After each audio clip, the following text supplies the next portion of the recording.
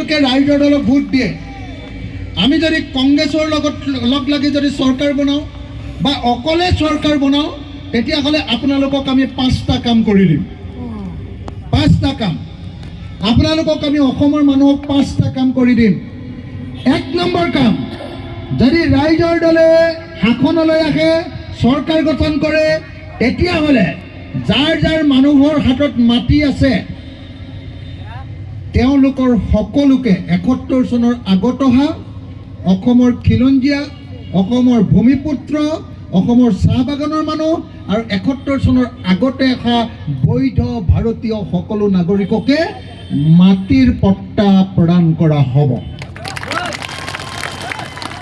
মই কি ক'লো আপোনালোকক মই ক'লো যে যিসকল বিদেশী নহয় যিসকল স্বদেশী যিসকলৰ বংশ 1971 চনৰ আগতে অসমলৈ আহিছে তেওঁলোকক 2 বছৰৰ ভিতৰত সকলোকে মাটিৰ পট্টা প্ৰদান কৰা হ'ব 1 2 নম্বৰ অকল মাটি দিয়াই নহয় যিবিলাক গৰাখহনীয়াত পৰিছে তেওঁলোকক মাটি দিয়া হ'ব যিবিলাকৰ মাটি আছে তেওঁলোকক পট্টা দিয়া হ'ব কিন্তু অকল মাটি নহয় যিমান মাটি আছে সকলো পথাৰত আমি 5 বছৰৰ ভিতৰত এডৰাও পথাৰ খালী নোহোৱাকৈ সকলো পথাৰত পানী যোগান বা জলসিঞ্চনৰ চৰকাৰে বিনামূলীয়াকৈ পানী যোগানৰ ব্যৱস্থা কৰি দিব যদি কোনোবা খেতিয়কে নিজৰ পথাৰত নিজে পানী উঠায় যদি মেচিন লগাই উঠায় যদি মটৰ লগাই উঠায় তেতিয়াহ'লে সেই মেচিনৰ যিটো খৰচ অৰ্থাৎ ডিজেলৰ খৰচ বা ইলেক্ট্ৰিচিটিৰ খৰচ কাৰেণ্টৰ খৰচ সেই কাৰেণ্টৰ খৰচটো আমাৰ চৰকাৰে সেই খেতিয়কজনক দি দিয়াৰ ব্যৱস্থা কৰিম কাৰেণ্টটো বিনামূলীয়া হ'ব এইটো ৰাইজ ভাল হ'বনে বেয়া হ'ব বাৰু সঁচাকৈ ভাল হ'বনে বেয়া হ'ব মই ভাবোঁ যে খেতিয়কবিলাকক ধনী কৰিবলৈ হ'লে অসমৰ সব খেতি পথাৰ বছৰত সকলো সময়তে খেতি কৰিব লাগিব আৰু খেতিয়কবিলাকক খেতি কৰোঁতে বেছি পইচা খৰচ নহ'বৰ কাৰণে তেওঁলোকক ইলেক্ট্ৰিচিটিটো ফ্ৰী বা মেচিনটো ফ্ৰী এখন গাঁৱত 5খন ট্ৰেক্টৰ মই ফ্ৰী কৰি দিম প্ৰত্যেকজন খেতিয়কক মই বিনামূলীয়াকৈ বীজ দিম ভাল একদম চাৰ্টিফাইড বীজ দিম ভাল বীজ দিম যাতে সোনকালে ধান কাটিব পাৰে সৰিয়হ কাটিব পাৰে মই ফ্ৰীকৈ দিম এইটো চৰকাৰৰ পিনৰ পৰা তাৰপাছত কি দিম জানেনে তাৰপাছত সাৰবিলাক যিমান সাৰ ব্যৱহাৰ কৰে ইউৰিয়া DAP NPK যিবিলাক ব্যৱহাৰ কৰে আপোনালোকে সেই সাৰবিলাক অতি কম দামত সহজতে সকলোৱে পোৱাৰ ব্যৱস্থা কৰি দিম এইটো 3 4 নম্বৰ যদি সঁচাকৈ তাৰপাছত আপোনালোকে বছৰেকত অতি কমেও 3বাৰ খেতি কৰে এডৰা পথাৰত তেতিয়াহ'লে আপোনালোকৰ মাটিৰ খাজনাটো মই ফ্ৰী কৰি দিম কিন্তু যদি খেতি নকৰে তেতিয়াহ'লে মাটিৰ খাজনা 3 গুণ বঢ়াই দিম মাটি যদি পেলাই থৈ দিয়ে তেতিয়াহ'লে খাজনা বঢ়াই দিয়া হ'ব হয়নে নহয় খেতি নকৰি যদি পথাৰ পেলাই থয় সেই জাতি কেতিয়াও ধনী হ'ব নোৱাৰে হয়নে নহয় সেইকাৰণে মই আপোনালোকক তেতিয়াহ'লে প্ৰথম প্ৰতিশ্ৰুতি দি দিলোঁ যে অসমত ভয়মুক্ত আৰু বিদেশীমুক্ত অসম গঠন কৰা হ'ব যিবিলাক বিদেশী তেওঁলোকক খেদি দিয়া হ'ব স্বদেশী সকলোকে আইডেণ্টিটি কাৰ্ড দি অসমৰ যিকোনো ঠাইত ব্যৱসায় বাণিজ্য বা কাম কৰিবলৈ যাব পৰাৰ ব্যৱস্থা কৰি দিয়া হ'ব ভাৰতৰ সকলো ঠাইলৈ যাব পৰা কৰি দিয়া হ'ব হ'বনে 1 2 আমি অসমৰ পথাৰবিলাকত এনেকুৱাকৈ পানীৰ পৰা আৰম্ভ কৰি সেইবিলাক সা সুবিধা দি দিম সেই সা সুবিধাবিলাকৰ জৰিয়তে বছৰত অন্ততঃ 3বাৰ খেতি কৰিব পাৰিব সব খেতিয়কে এইটো 2 3 আপোনালোকক মই প্ৰতিশ্ৰুতি দিছোঁ যদি আমি চৰকাৰ গঠন কৰিব পাৰোঁ মই যদি চৰকাৰত সোমাবলৈ পাওঁ আন যাৰে চৰকাৰ কওক কোনেও খেতিয়কৰ কাৰণে কাম নকৰে মিছা কথা মই খেতিয়ক আন্দোলন কৰোঁ কাৰণে মই আপোনালোকক প্ৰতিশ্ৰুতি দিছোঁ মই অকল কৃষকবিলাকৰ কাৰণে আন্দোলন কৰি ডাঙৰ কৈছোঁ মই 36 বাৰ জেল গৈছোঁ কৃষকৰ কাৰণে অসমৰ মানুহৰ কাৰণে মই 36 বাৰ জেল গৈছোঁ মোৰ ওপৰত অসমৰ ভিতৰত আটাইতকৈ বেছি কেছ আছে 165টা কেছ 165টা কেছৰ মালিক মই মই আটাইতকৈ ডাঙৰ মালিক, মোৰ পইচা চইচা নাই, কিন্তু কেছ হ'লে 165টা আছে মোৰ। মই আটাইতকৈ ডাঙৰ মালিক, কেছৰ মালিক আটাইতকৈ ডাঙৰ, অসমৰ 1 নম্বৰ। এইটোত মোক পৃথিৱীৰ কোনেও নোৱাৰে আৰু এতিয়া। মই 165টা মোৰ ওপৰত কেছ আছে। এই 165টা কেছ থকা অখিল গগৈয়ে মই আপোনালোকক কথা দিছোঁ, অকল দেশৰ কাৰণে কাম কৰিবলৈ গৈ কেছ হৈছে। মই কাকো এটা থাপৰো মাৰি পোৱা নাই, কাৰো ঘৰ চুৰো কৰি পোৱা নাই, কাৰো ঘৰত ডকাইতো কৰি পোৱা নাই, কাকো বেয়া ব্যৱহাৰো কৰি পোৱা নাই। মানুহক দেখিলে মোৰ সাৱটি ধৰাটোহে নিয়ম। মই মানুহক কোনো হিন্দু, মুছলমান, খ্ৰীষ্টান, জৈন, বৌদ্ধ, শিখ কাকো মোৰ বেয়া ব্যৱহাৰ কৰাটো নিয়মেই নাই। মই সদায় ভাল ব্যৱহাৰ কৰোঁ, আৰু যদি হাতত 1 টকা থাকে সেইটোও মানুহক দি দিওঁ। কিন্তু তাৰ পাছতো মই আটাইতকৈ বেছি কেছ ল'বলগীয়া হৈছে, কাৰণ মই দেশৰ কাৰণে যুঁজ কৰোঁ, জাতিৰ কাৰণে যুঁজ কৰোঁ। মই খেতিয়কৰ কাৰণে যুঁজ কৰা মানুহ, আৰু মই আপোনালোকক ধুবুৰীৰ ৰাইজক প্ৰতিশ্ৰুতি দি যাবলৈ আহিছোঁ, এবাৰ ৰাইজৰ দলক চৰকাৰত সোমাবলৈ দিয়ক, অখিল গগৈক এবাৰ চৰকাৰত সোমাবলৈ দিয়ক। আপোনালোকে খেতিয়কে যি বস্তু উৎপাদন কৰিব, যদি বিলাহী উৎপাদন কৰে, বিলাহী আৰু আপোনালোকে 3 টকাত বিক্ৰী কৰিব নালাগে। বিলাহীৰ আচল দাম দি আমি চৰকাৰে বিলাহী কিনি লওঁ।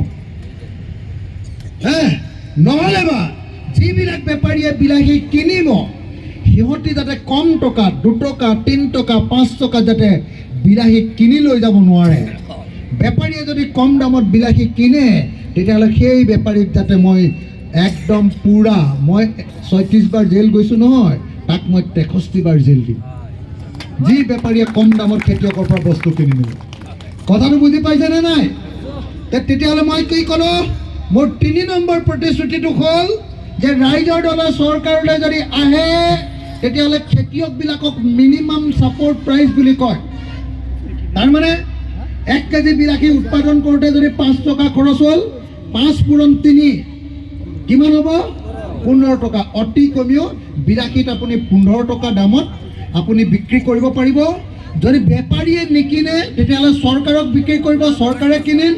আৰু যদি বেপাৰীয়ে কিনিবলৈ হয়, 15 টকাৰ ওপৰতহে কিনিব লাগিব, তাৰ তলত কিনিলে সেই বেপাৰীটো জেলত যাব লাগিব। 4 নম্বৰ কামটো অলপ বেলেগ কথা নাপাতিব, খুব দৰকাৰী কথা। 4 নম্বৰ কামটো, আপোনালোকৰ ইয়াৰ পৰা বেংগলোৰত গৈ সিকিউৰিটি গাৰ্ড কৰিবলৈ মানুহ যায়নে নাযায়? ল'ৰা যায়নে নাই? সঁচাকৈ যায়নে? আপোনালোকৰ ইয়াৰ পৰা কোনোবা মহিলা আনৰ ঘৰত কাম কৰিবলৈ যোৱাটো আমাৰ পিনে বন্ধ কৰা মহিলা বুলি কয়। আপোনালোকৰ ফালে কি বুলি কয়? আনৰ ঘৰত কাম কৰা মহিলা কি বুলি কয়? কামৰ ছোৱালী বুলি কয় নি? মই আপোনালোকক চাব দেই, এতিয়া কামৰ ছোৱালীজনীয়ে কাৰোবাৰ ঘৰত কাম কৰিলে 4,000 টকা দৰমহা পায় এমাহত। মই কামৰ ছোৱালীজনীক কি কৰিম জানে নাই? তাই বেলেগৰ ঘৰত কাম কৰিবলৈ যোৱাৰ আগতে 6 মাহ আমাৰ চৰকাৰৰ ঘৰত তাইক ট্ৰেইনিং দি দিম। মই কেনেকৈ ঝাৰু দিব লাগে, কেনেকৈ মকৰা জাল চাফা কৰিব লাগে, কেনেকৈ ঘৰ চাফা কৰিব লাগে, কেনেকৈ ভাত বনাব লাগে, হিন্দুৱে কেনেকৈ ভাত বনায়, মুছলমানে কেনেকৈ ভাত বনায়, চাওমিন কেনেকৈ বনাব লাগে, আৰু কি খাই ভাল পায় আপোনালোকে, মোগলাই পৰঠা কেনেকৈ বনাব লাগে, সেইবিলাক মই ট্ৰেইনিং দি দিম তাইক। আৰু ড্ৰেছ এটা মই ধুনীয়াকৈ দি দিম। আৰু চৰকাৰৰ ঘৰত মই তাইক এটা নম্বৰ দি দিম ৰেজিষ্টাৰ কৰি, যে তোক কোনোবাই যদি দিগদাৰ কৰে, চৰকাৰৰ এই নাম্বাৰটোত ফোন কৰিলে পুলিচে গৈ সেই মানুহ ঘৰ ধৰি আনিব। এইটো কৰি দিলে, যেতিয়া মই তাইক ট্ৰেইনিং দি দিম, গোটেই ভাত চাত ৰন্ধাৰ ধুনীয়াকৈ চববিলাক কাম কৰাৰ শিকাই দিম, তেতিয়া তাই 4,000 যিজনীয়ে দৰমহা পায়, তাই 15,000 টকাৰ দৰমহা পাব। এইটো ভাল হ'বনে বেয়া হ'ব? এইটোক স্কিল ডেভেলপমেণ্ট বুলি কয়। যিবিলাক ল'ৰাই বেংগলোৰলৈ কাম কৰিবলৈ যাব, সিকিউৰিটি গাৰ্ড সব বেংগলোৰলৈ কাম কৰিবলৈ যোৱা ল'ৰাবিলাকক মই বেংগলোৰলৈ যোৱাৰ আগতে ইংৰাজী আৰু হিন্দী শিকাই দিম চৰকাৰৰ ঘৰত 1 বছৰ ফ্ৰীকে। আৰু তাৰপিছত পুলিচৰ ট্ৰেইনিং দি দিম 1 বছৰ। সি লাঠি চলাবও জানিব, সি বন্দুক চলাবও জানিব, সি AK-47 চলাব জানিব, সি একদম ট্ৰেইনড হ'ব। আৰু তাক পুৰা ড্ৰেছ কৰি দিম, আৰু তাৰপিছত আমাৰ চৰকাৰত তাৰ নামটো ৰেজিষ্টাৰ কৰি বেংগলোৰ কৰ্ণাটকৰ চৰকাৰ বা কেৰেলা চৰকাৰৰ লগত মই কথা পাতি দিম যে আমাৰ ইয়াৰ পৰা 50টা কাম কৰা সিকিউৰিটি গাৰ্ড কৰা ল'ৰা যাব, সিহঁতক কিন্তু তহঁতি ডিষ্টাৰ্ব কৰিব নোৱাৰিবি। এতিয়া যদি 15,000 টকা দৰমহা দিছ, তেহেঁতক কিন্তু 35,000 টকাৰ দৰমহা দিব লাগিব। এইটো ভাল হ'বনে বেয়া হ'ব? সঁচাকৈ কথাটো বুজি পাইছেনে নাই বাৰু আপোনালোকে? হে, বুজি পাইছে? যিবিলাক ল'ৰাই আৰবত কাম কৰিবলৈ যাব, গাড়ী ড্ৰাইভাৰ আজিকালি গোটেই অসমৰ ল'ৰা বাহিৰলৈ যায় বুলি জানেনে নাই? মই তাক 1 বছৰ বিনামূলীয়াকৈ ট্ৰেইনিং দি দিম। লাইচেন্সটো একদম পূৰা লাইচেন্স উলিয়াই দিম ফ্ৰীকৈ। হা, ইংৰাজী শিকাই দিম, হিন্দী শিকাই দিম। তাৰপিছত যদি জাপানলৈ যাব খোজে, জাপানী ভাষা শিকাই দিম। যদি জাৰ্মানলৈ যাব খোজে, জাৰ্মানী ভাষা শিকাই দিম। ফ্ৰান্সলৈ যদি যাব খোজে, ফৰাচী ভাষা শিকাই দিম। তেতিয়া কি, এতিয়া ড্ৰাইভাৰ কৰিবলৈ গ'লে যদি 20,000 টকাৰ দৰমহা পায়, 30,000 টকাৰ দৰমহা পায়, তেতিয়া সি 1.5 লাখ টকা দৰমহা পাব এমাহত। 1.5 লাখ টকা। কথাটো বুজিছেনে? আৰু যিবিলাক ছোৱালীয়ে নাৰ্ছ কৰে, নাৰ্ছ মই প্ৰত্যেকগৰাকী ছোৱালীক যিবিলাকে নাৰ্ছ শিকিব খোজে, বিনামূলীয়াকৈ এবছৰ মই নাৰ্ছ শিকাই দিম। নাৰ্ছ শিকাই তাৰ লগত কি কৰিম, ইংৰাজী আৰু হিন্দীটো শিকাই দিম, তাৰ লগত জাপানী ভাষাটো শিকাই দিম। আৰু শিকাই দি এতিয়া নাৰ্ছজনীয়ে মোৰ ঘৰৰ মাৰ লগত মই 2জনী নাৰ্ছ ৰাখোঁ। মোৰ মা বেমাৰ হৈ আছে নহয়, গম পায়নে? মোৰ মাৰ বহুত বয়স হৈছে, 93 বছৰ, একদম বেয়া অৱস্থা, শেষ বয়স। এতিয়া মোৰ মাৰ লগত 2জনী মহিলা, 2জনী ছোৱালী নাৰ্ছ হিচাপে থাকে। সিহঁতক আমি 15,000 20,000 দিব লাগে। কিন্তু যেতিয়া মই আচল নাৰ্ছটো শিকাই দিম, এতিয়াতো এনেই ফটককৈ আহিছে, ফটককৈ এনেই নাৰ্ছ কৰিবলৈ আহিছে, কোনো ট্ৰেইনিং নাই। মই চবকে এবছৰ শিকাই পূৰা আচল নাৰ্ছ যেতিয়া বনাই দিম, সেই নাৰ্ছজনীয়ে জাপানলৈ গ'লে 1 মাহত 1 কোটি টকাৰ চুক্তিত তাই কাম পাব। 1 কোটি টকা। কথাটো বুজিছেনে নাই? এইটো বেলেগ ধৰণৰ মই ক'লোঁ নহয়, বেলেগ ধৰণৰ বস্তু। এইটো কয় স্কিল ডেভেলপমেণ্ট, দক্ষতাৰ বিকাশ। মই অসমৰ চব মানুহ, আপোনালোকৰ যিমান ল'ৰাই মিস্ত্ৰী কৰিবলৈ যায়, মিস্ত্ৰী কৰিবলৈ যোৱাৰ আগত মই সিহঁতক মিস্ত্ৰী শিকাই দিম বিনামূলীয়াকৈ। চৰকাৰী স্কুল থাকিব ইয়াতে, যিবিলাক পুৰণি মিস্ত্ৰী আছে তেওঁলোকক শিক্ষক হিচাপে লৈ ইয়াতে মিস্ত্ৰীৰ স্কুল খুলি দিম, যে তহঁতি মিস্ত্ৰীৰ শিক্ষাটো লৈ ল। যেতিয়া যাবি যাতে তহঁতি দিনটোত 400 টকাত কাম কৰিবলৈ যাব নালাগে, তহঁতি দিনটোত যাতে 2,000 টকাত কাম কৰিব পাৰ। কথাটো বুজিছেনে? ইলেক্ট্ৰিচিয়ানবিলাককো মই তেনেকৈ 1 বছৰ ট্ৰেইনিং দিম, চবকে বিনামূলীয়াকৈ, যাতে পূৰা পইচা পাব পাৰে। এইটো ভাল হ'বনে বেয়া হ'ব সঁচাকৈ? হে, এইটো হ'ল মই 4 নম্বৰ কাম কৰি দিম, যে অসমৰ প্ৰত্যেকজন মানুহ যাতে ধনী হ'ব পাৰে, ভালকৈ খাব পাৰে, মানুহৰ জীৱন যাত্ৰা যাতে ওপৰলৈ উঠিব পাৰে, দুখীয়া হৈ খাব নালাগে, মাকৰ বেমাৰ হ'লে যাতে চিকিৎসা কৰিব পাৰে, দেউতাকৰ বেমাৰ হ'লে যাতে চিকিৎসা কৰিব পাৰে, তেনেকৈ ধনী কৰাৰ কাৰণে মই ব্যৱস্থা কৰি দিম। এইটো মোৰ 4 নম্বৰ। আৰু 5 নম্বৰ কামটো কি কৰিম জানেনে? মাটিৰ পট্টাটো, ঘৰৰ যে পাট্টাটো, মাটিৰ পাট্টাটো মই অকল মতা মানুহৰ নামত থাকিবলৈ নিদিওঁ। একেখন পট্টাত গিৰিয়েকৰ নামো থাকিব, ঘৈণীয়েকৰ নামো থাকিব।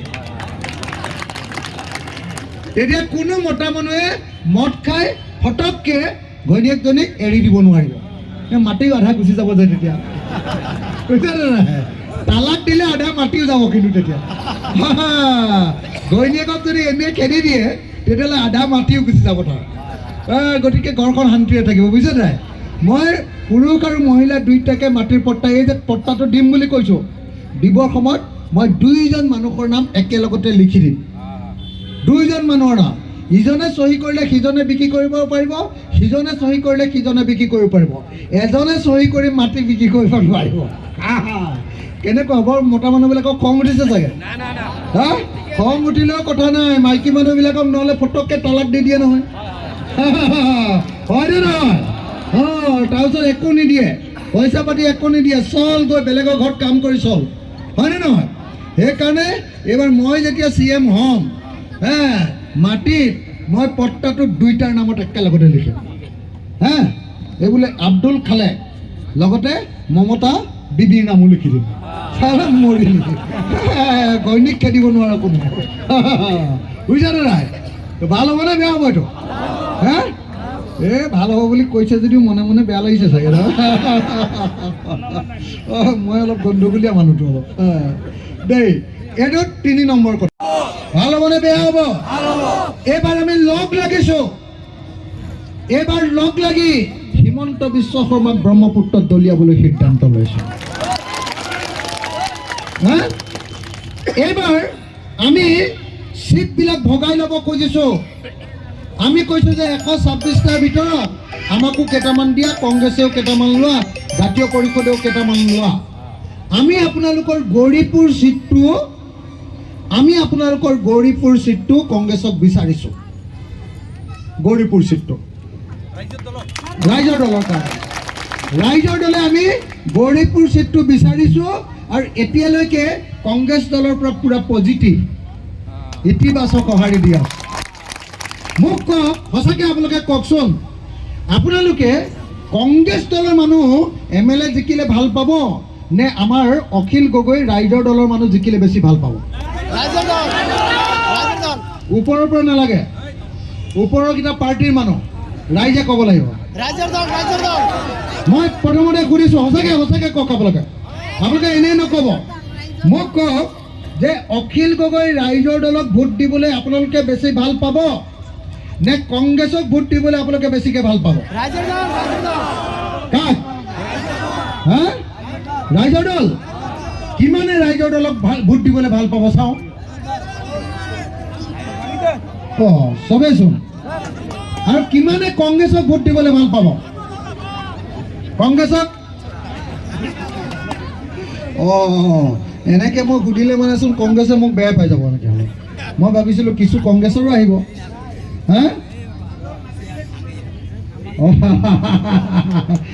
ৰাইজৰ দল নাথাকিলে কংগ্ৰেছক দিব আপোনালোকে দেই কিন্তু আমি এইবাৰ গৌৰীপুৰটো ৰাইজৰ দলে ল'ব কৈছোঁ আৰু ৰাইজৰ দলে ল'লে কি হ'ব আপোনালোকৰ কামখিনি আমি আন্তৰিকতাৰে কৰিম কংগ্ৰেছৰ অলপ বয়স বেছি হৈ গৈছে না হয়নে নহয় অলপ কংগ্ৰেছৰ অলপ বয়সটো বেছি হৈ গৈছে না সেইকাৰণে অলপ গহীন হৈ গৈছে আমি চেঙেলীয়া হৈ আছোঁ নহয় আপোনালোকৰ পিনে চেঙেলীয়াটো কি কয় চেংৰা আমি চেংৰা হৈ আছোঁ না কাম আমি বেছি ভালকৈ কৰিম বুজিছেনে নাই আমি চেংৰা কৈ আছোঁ আমি কামটো বেছিকৈ তাজাকৈ কৰিম আমি বেছি তাজা আছোঁ আমি হয়নে নহয় গতিকে আপোনালোকে আমাক এইবাৰ 2026 চনত এইবাৰ আপোনালোকে আমাক ভোট দিয়ক আৰু মই আপোনালোকক এখন ভয়মুক্ত অসম দিম বুলি আজি আপোনালোকক মই কথা দিলোঁ কি কিনি ল'ম সৰিয়হ কিনিম বিলাহী কিনিম ঘেঁহু কিনিম গোমধান কিনিম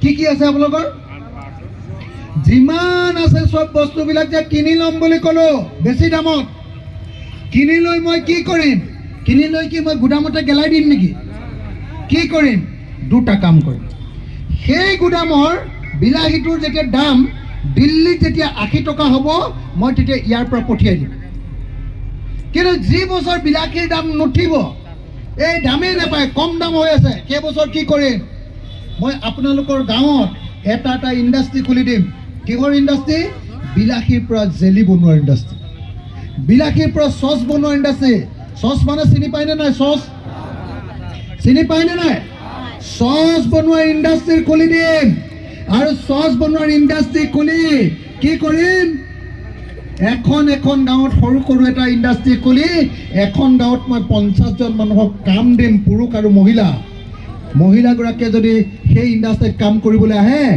এদিনত তেওঁ 1000 টকাকৈ দৰমহা পাব এমাহত কিমান দৰমহা 30,000 টকা দৰমহা পাব অসমত কোনো মানুহে যাতে দৰমহা কাম কৰি দৰমহা 30,000কৈ তল নাপায় তাৰ ব্যৱস্থা মই কৰি দিব খোজোঁ জুবিন দাই ন্যায় পাব লাগিবই জয় জুবিন দা জয় জুবিন দা জয় জুবিন দা জয় অসম জয় অসম ৰাইজৰ দল এতিয়া শপত জয় অসম এই এনেকৈ নকৰিব কংগ্ৰেছ জয় অসম জয় অসম ৰাইজৰ দল জিন্দাবাদ ৰাইজৰ দল জিন্দাবাদ ৰাইজৰ দল জিন্দাবাদ আপোনালোকে জালাল কাক চিনি পায় নাই এইবাৰ এইটো সমষ্টিত লাগি আছে কামত। এইটো সমষ্টিত আমাৰ ৰাইজৰ দলকৈ এজন লাগি থকা মানুহ হ'ল জামাল কা। জামাল কাক চবে চিনি পায়নে নাই? সকলোকে মই হাত তালি বজাই জামাল কাক আপোনালোকক মৰম কৰিবৰ কাৰণে অনুৰোধ জনাইছোঁ। জামাল কা এতিয়া আমি একেলগে ধুবুৰী জিলাৰ গৌৰীপুৰ সমষ্টিত অনুষ্ঠিত হোৱা ৰাইজৰ দলৰ গণসমাৱেশত উপস্থিত থকা সকলো ৰাইজে আমি শপত খাওঁ, কচম খাওঁ, সংকল্প লওঁ যে 2026 চনত বিধানসভা নিৰ্বাচনত হিন্দু সাম্প্ৰদায়িক দল বিজেপি আৰু মুছলমান সাম্প্ৰদায়িক দল AIDF-ক ব্ৰহ্মপুত্ৰত দলিয়াই পেলাম।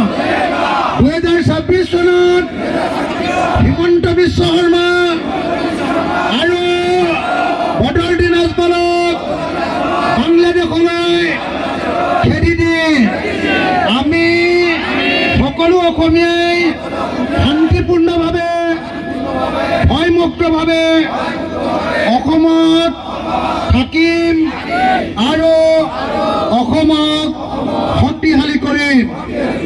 হিন্দু মুছলমানে এক হওক, হিন্দু মুছলমানে এক হওক, হিন্দু মুছলমানে এক হওক, হিন্দু মুছলমানে এক হওক, হিন্দু মুছলমানে এক হওক।